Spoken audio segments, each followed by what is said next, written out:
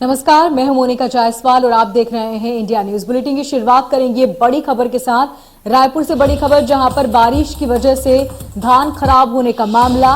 रायपुर में 6 समिति प्रबंधकों पर गाज गिरी है। खाद्य मंत्री अमरजीत भगत ने भी इस पूरे मामले में नाराजगी जताई। मार्कफेड के जिला विपणन अधिकारी को नोटिस जारी किया गया है। इस नोटिस में जवाब मांगा गया है कि आखिर इतने क्विंटल गेहूं जो खराब हुआ उसका जिम्मेदार कौन और क्यों इस पूरे मामले में लापरवाही बरती गई। तो बड़ी जानकारी रायपुर से, जहां पर बारिश से धान खराब होने का ये मामला, जिसमें रायपुर में 6 समिति प्रबंधकों पर गाज गिरी। इसके साथ ही खाद्य मंत्री अमरजीत भगत ने भी इस पूरे मामले में नाराजगी जताई और साथ ही मार्कफेड के जिला विपणन अधिकारी को नोटिस जारी किया गया। रायपुर में 6 समिति प्रबंधकों पर गाज गिरी है इस पूरे मामले में और उम्मीद यही कि आने वाले समय में इस तरह की तस्वीरें देखने को न मिले, क्योंकि ये बड़ा एक्शन लिया गया है और साथ ही नोटिस भी थमाया गया है। इस नोटिस का जवाब देना होगा, जिसमें तमाम तरह के सवाल किए गए हैं।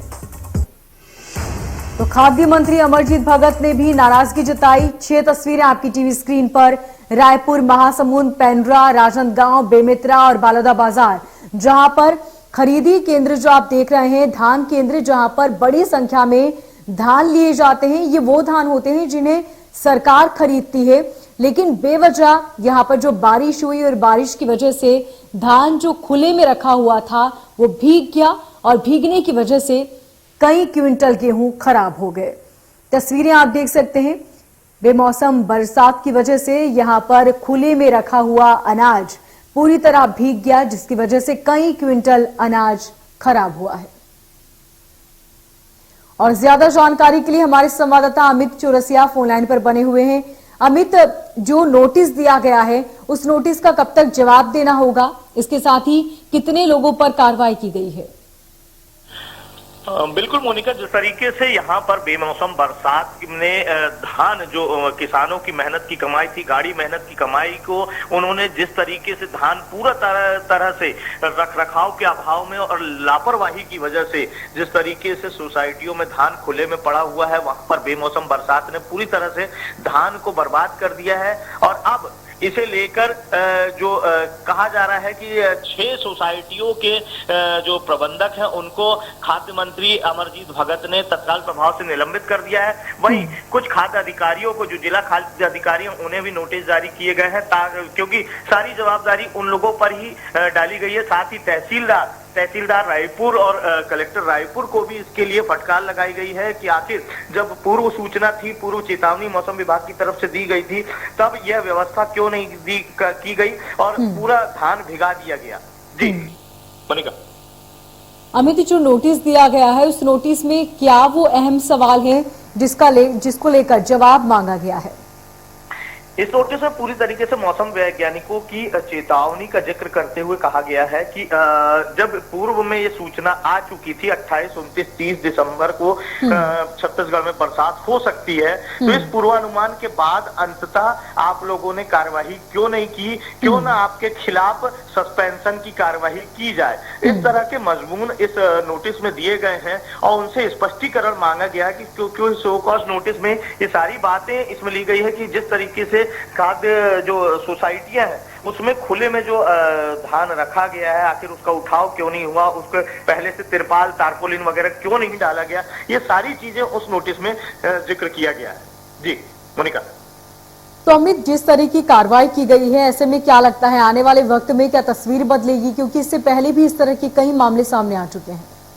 निसंदेह एक तरह से बेमौसम बरसात ने राज्य सरकार के उन दावों की पोल खोल के रख दी है जिसमें कहा गया था कि हम किसानों की हितैषी सरकार है, और जिस तरीके से धान पूरी तरह से बेमौसम से बर्बाद हुआ है, तो कहीं ना कहीं अब ये कवायद हो सकती है कि इस धान को रखने की उचित व्यवस्था की जा सकती, क्योंकि जिस तरीके से खाद्य मंत्री के तेवर नजर आ रहे हैं, वहीं मुख्यमंत्री ने पूरी तरीके से मुआवजे को लेकर और आकलन को लेकर सभी कलेक्टरों को निर्देशित कर दिया है कि तत्काल प्रभाव से आकलन करके बताया जाए कि कितना नुकसान हुआ है इसमें। तो ऐसे में कहीं ना कहीं अब कवायद होती नजर आ सकती है कि आने वाले समय में धान को रखने की उचित व्यवस्था हो सके। ठीक है, बहुत शुक्रिया तमाम जानकारी के लिए। और पेंड्रा से हमारे संवाददाता राकेश हमारे साथ बने हुए हैं। राकेश का रुख कर लेते हैं। राकेश, सबसे पहले जानना चाहेंगे कि जिस तरह का नोटिस जारी किया गया है, कार्रवाई भी की गई है, क्या लगता है आने वाले दिनों में जो अधिकारी हैं वो इसको लेकर अलर्ट होंगे और जो तस्वीरें आज देखने को मिल रही हैं आने वाले वक्त में न देखने को मिले? जी मोनिका, निश्चित तौर पर प्रशासन लगातार कोशिश कर रहा है कि जो धान खराब हुए हैं उनको लेकर मंडी प्रबंधन जो है उनको जिम्मेदार माना जाए, उनके ऊपर कार्रवाई किया जाए। पर मैं आपको बता दूं कि पिछले वर्ष भी इसी तरह की अचानक बारिश हुई थी जिसमें हजारों कुंटल धान खराब हुए थे, जिस पर किसी प्रकार की कोई कार्रवाई नहीं हुई। और इस वर्ष भी अभी कल और परसों भारी बारिश हुई है, जिसके चलते लगभग हजारों कुंटल धान मंडियों में खराब हो गए, जहाँ पे धान को रखने की व्यवस्था नहीं थी, क्योंकि खुले मैदान में धान की खरीदी हो रही है, शेड का कोई व्यवस्था नहीं है। आनंद फानंद में समिति प्रबंधनों के द्वारा पन्नी या त्रिपाल की व्यवस्था करके धान को ढकने की कवायद तो की जा रही है, पर धान को बचाया नहीं जा रहा है।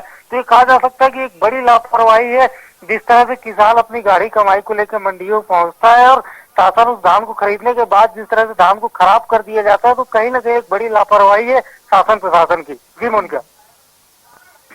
बिल्कुल राकेश, और सबसे पहले आपसे ये भी जानना चाहेंगे कि कितने अधिकारी हैं जिनके ऊपर गाज गिरी है? जी अभी तक तो नोटिस ही जारी किया गया, जो जिम्मेदार अधिकारी हैं कि जो धान खराब हो उसको लेकर नोटिस जारी किया गया है। और आगे देखने वाली बात होगी कि किस तरह से कार्रवाई की जाती है। अभी आकलन किया जा रहा है कि कितना धान खराब हुआ है।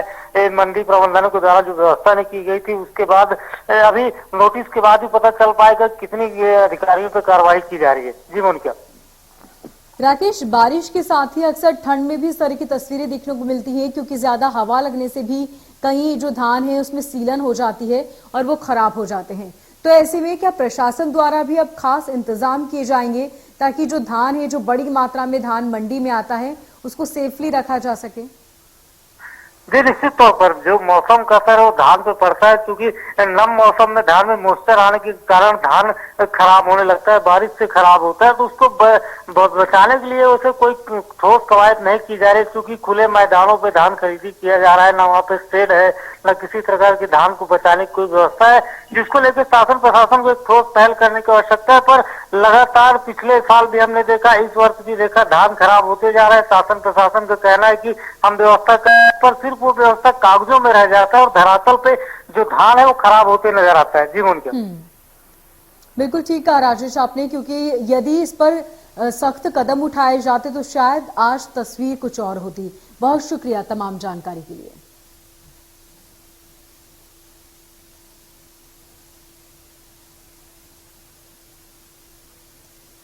तो बारिश की वजह से हजारों क्विंटल धान बह गया और इसी की वजह से कई क्विंटल धान खराब हुआ है।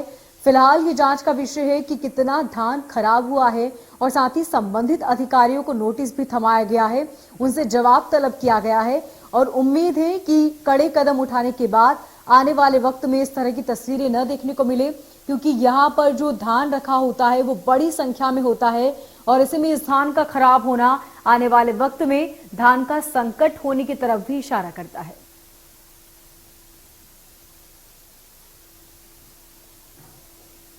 तो जो तस्वीरें आप देख रहे हैं रायपुर, महासमुंद, पेंड्रा, राजनांदगांव, बेमेतरा और बालोदा बाजार की, जहां पर बड़ी संख्या में धान खरीदी केंद्र में धान रखा हुआ था जो बेमौसम बारिश की वजह से खराब हो गया और ऐसे में ये बड़ा संकट भी धान का खड़ा हो सकता है। इसको लेकर नोटिस जारी किया गया है और आने वाले वक्त में किस तरह का एक्शन लिया जाएगा, किस तरह के इंतजाम किए जाएंगे, ये देखने वाली बात होगी।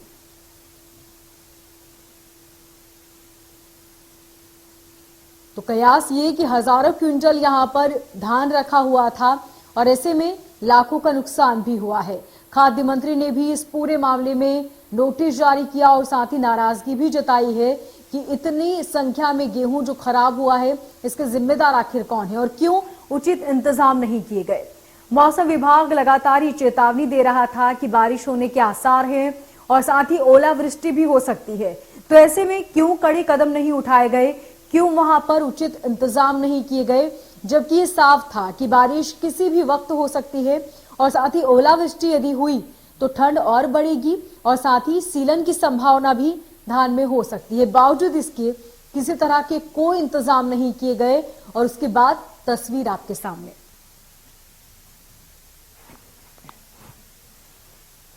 रायपुर में 6 समिति प्रबंधकों को नोटिस जारी किया गया है। खाद्य मंत्री ने भी इस पूरे मामले में नाराजगी जाहिर की है और साथ ही कई अधिकारियों को नोटिस भी जारी किए गए हैं। अधिकारी इस नोटिस का जवाब देंगे, लेकिन सबसे बड़ा सवाल ये कि क्या आने वाले वक्त में तस्वीरें बदल पाएगी।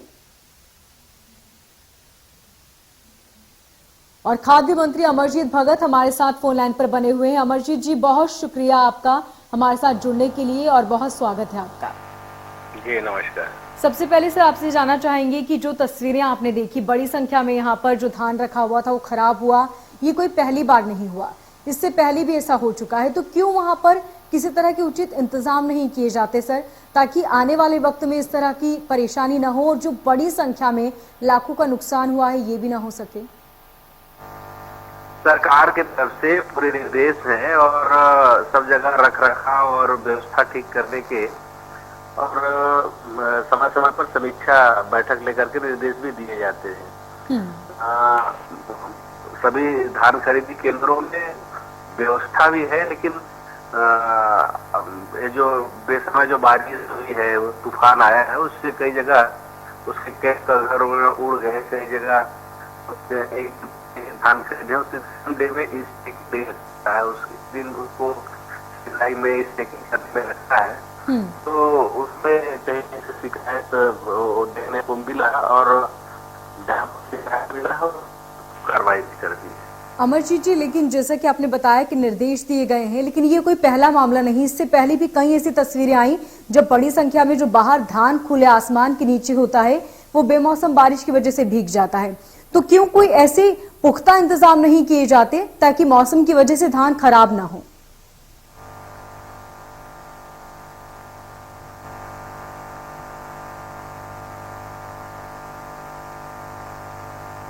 आप सुन पा रहे हैं सर हमें?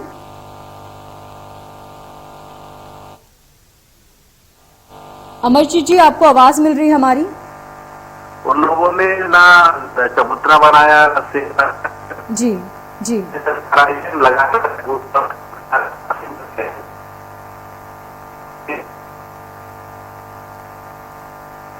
बहुत शुक्रिया सर हमारे साथ बात करने के लिए, तमाम जानकारी के लिए, और उम्मीद है कि आने वाले वक्त में इस तरह की तस्वीरें न देखने को मिले, क्योंकि संबंधित अधिकारियों को नोटिस थमाया गया है और इसी के साथ उन पर नाराजगी भी जाहिर की गई है। तो उम्मीद है कि आने वाले वक्त में तस्वीर बदलेंगी। और ये बड़ी हैरानी की बात है कि जो बारिश हुई उस बारिश में जो इंतजाम किए गए थे वो इंतजाम यदि पुख्ता होते तो शायद तस्वीरें इस तरह की ना होती, क्योंकि जिस तरीके से खाद्य मंत्री अमरजीत भगत हमारे साथ जुड़े और उन्होंने कहा कि इंतजाम किए गए थे लेकिन फिर भी बारिश की वजह से धान भीग गया। अगर पुख्ता इंतजाम होते या इंतजाम अच्छे किए जाते तो शायद इस तरह की तस्वीरें आपको देखने को नहीं मिलती, क्योंकि लाखों का नुकसान यहां पर हुआ है। धान खरीदी केंद्र वो जगह होती है जहां पर बड़ी संख्या में किसानों का अनाज इकट्ठा होता है, किसानों से धान खरीदा जाता है और ये धान बड़ी संख्या में वहां पर स्टोर करके रखा जाता है। ऐसे में जाहिर सी बात है कि बेमौसम बारिश की वजह से लाखों का नुकसान हुआ है।